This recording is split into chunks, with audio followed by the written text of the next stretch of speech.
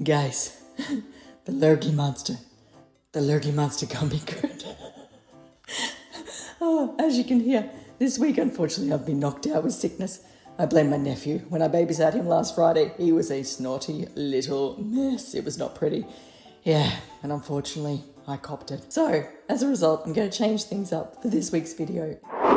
This week, I'm going to take over. Hey guys, Kim here. This week, we want to introduce you to a new house dating resource, a new way of finding estate maps. Estate maps are essentially sales brochure that was created to advertise a new subdivision. Before we do though, we first need to recap on what estate maps are and how they can help in the house dating process. More often than not, the house came after the block was split, particularly in the case of the smaller workers' dwellings, and less so for the more grand fancy schmancy old gals. So the estate map date can often be viewed as an earliest date of construction to work off for further research. The estate maps can also show landmarks like local houses. So if you look up the surrounding estate maps, you can sometimes spot houses that were in place at that point in time. Until recently, we relied on suburbsmap.com, Trove, and History Pin to find estate maps. Now, we can add the estate map scrapbooks to the mix. As the name suggests,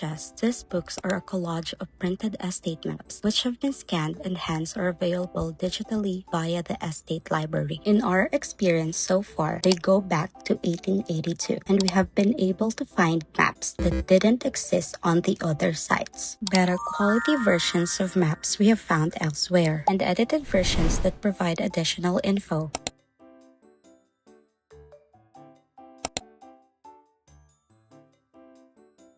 As always, remember that resources like this can't be relied on for house dating purpose on their own. Rather, they are puzzle pieces that help to build a full picture.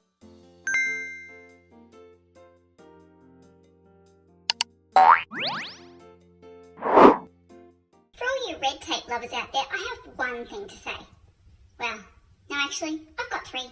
Number one, the advice provided in these videos is general in nature. It's not site-specific.